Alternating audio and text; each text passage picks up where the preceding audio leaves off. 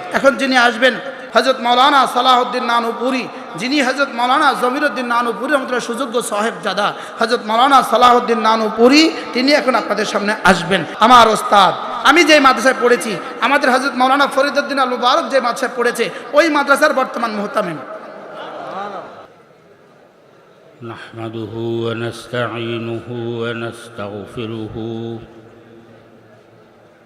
ونعوذ بالله من شرور أنفسنا ومن سيئات أعمالنا من يهده الله فلا مضل له ومن يضلله فلا هادي له وأشهد أن لا إله إلا الله وأشهد أن محمدًا عبده ورسوله اللهم صل على محمد وعلى آل محمد كما صليت على إبراهيم وعلى آل إبراهيم إنك حميد مجيد اللهم بارك على محمد وعلى آل محمد كما باركت على إبراهيم وعلى آل إبراهيم إنك حميد مجيد فقد قال تعالى في كلامه المجيد وفرقان الحميد أعوذ بالله من الشيطان الرجيم بسم الله الرحمن الرحيم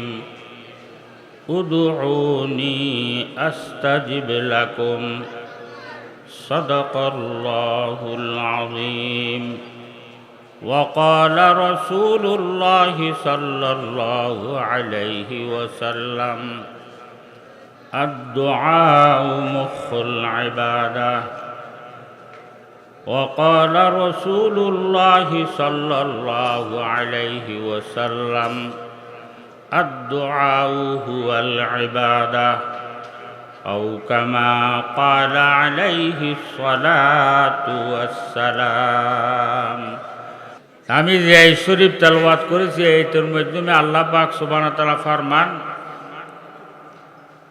তো বান্দার ছাওয়ার দেরি আমার দেওয়ার দেরি নেই। আল্লাহ তাআলা বলতেছেন, বান্দার ছাওয়ার দেরি আমার দেওয়ার দেরি নেই। বান্দার যেই কোনো সময় আল্লাহর কাছে চায়, সাথে সাথে আল্লাহ তাআলা দিয়ে দেয়, ওই দুয়া আল্লাহ তাআলা কবুল করে। হাদিসে কুদসির মধ্যে আল্লাহ পাক সুবহানাহু ওয়া তাআলা ফরমান, কদে একটা মানুষ গুনাহ করতে করতে তার বাল্যকাল গুনার মধ্যে শেষ করে ফেলছে, জওয়ানকাল গুনার মধ্যে শেষ করে ফেলছে, বুড়াকাল গুনার মধ্যে শেষ করে ফেলছে। বুড়াকালের পরে যেটা আসে ওইটাকে শাইখুখিয়াতের জমানা বলা হয়। শাইখুখিয়াতের জমানা যখন আসে যায়, ওই সময় চোখের দেখা শক্তি চলে যায়, মুখের মজা বোঝার শক্তি চলে যায়, কানে শোনার শক্তি চলে যায়, হাতে ধরার শক্তি চলে যায়, কোনো কিছু ধরতে গেলে কাঁপানি আরম্ভ করে, হাঁটতে পারে না। যে সময় মানুষ এই অবস্থার মধ্যে পতিত হয়, ওই সময় এ দুনিয়ার থেকে মায়ুস হয়ে যায়, নৈরাশ হয়ে যায়। তার কারণ এর ক্ষমতা ছিল, ক্ষমতা চলে গেছে। টাকা ছিল, টাকা থাকলো নাই, ওই সময় এর ছেলে মেয়েরা টাকা নিয়ে নিবে, একে আর টাকা পয়সা দিবে না, বিছানার মধ্যে পড়ে আছে। আগে মানুষ কথা শুনতো, তার কথায় উঠা বসা করত, এখন তার কথা আর কেউ শুনে না। এইভাবে যদি 1-2 মাস ঘরের মধ্যে বিছানার মধ্যে পড়ে থাকে, ওই সময় ঘরের গুলো বিরক্ত হয়ে যায় তার উপর, ঘরের গুলো তার উপর বিরক্ত হয়ে যায়, তার কথা আর কেউ শুনে না। এখন ক্ষমতাও চলে গেছে, টাকা পয়সাও হারাইছে, জোয়ানকিও হারাইছে, সব কিছু হারানোর পর বিছানার মধ্যে পড়ে আছে। এখন ঘরের গুলো আর তার কথা শোনান না, ছেলে মেয়েও কথা শোনান না। কিন্তু ওই সময় সারা দুনিয়ার থেকে মায়ুস, গুনাহগার, সব দিক থেকে মায়ুস, এখন নৈরাশ, কেহ তার কথা আর শুনতেছে না, কোনো দিকে তার কথা আর চলতেছে না। ওই সময় মায়ুস গুনাহগার শেষ রাত্রে উঠে যদি আল্লাহ বলে ডাক দে, আল্লাহ তাআলা বলেন ওই সময়ে অবান্দা আমি তোমার ডাক শোনার জন্য তৈয়া। কথা বুঝে আসছে? সেজন্য কি জন্য? কত তোমার যখন ক্ষমতা ছিল, শক্তি ছিল, টাকা পয়সা ছিল, ওগুলোর ঘমণ্ডের মধ্যে পড়ে তুমি আমাকে বলে গেছো, আমার নাফরমানি করেছো। এখন তো তুমি সারা দুনিয়ার থেকে নৈরাশ হয়ে গেছো, মায়ুস হয়ে গেছো। এখন অকথা বলি যখন তুমি ডাক দাও, আমি তো জানি তোমার ডাকে যদি আমি সাড়া না দিই, আর তোমার ডাকে সাড়া দিবে যে পৃথিবীর মধ্যে আর কেহ নাই। কথা বুঝে আসে? সেই জন্য আল্লাহ তাআলার থেকে নৈরাশ হবেন না, যত গুনাহ করেন না কেন। সব সময় আল্লাহর দরবারে তওবা করবেন, বেশি বেশি করে ইস্তেগফার করবেন। আল্লাহর কাছে শেষ রাত্রে উঠে কান্না আরম্ভ করে দিবেন, তাহাজ্জুদের নামাজ পড়ে। দেখবেন বান্দার কান্নার দেরি আল্লাহ তাআলার মাফ করার দেরি নেই। সেজন্য এই সব সময় আল্লাহর কাছে কান্নাকাটি করবেন। নিজের জন্য শেষ রাত্রে উঠে নিজের জন্য দোয়া করবেন, নিজের ছেলে মেয়েদের জন্য দোয়া করবেন, নিজের আত্মীয় স্বজনের জন্য দোয়া করবেন, নিজের কাজ কারবারের জন্য দোয়া করবেন, সমস্ত মুসলমানদের জন্য দোয়া করবেন, দেশের জন্য দোয়া করবেন।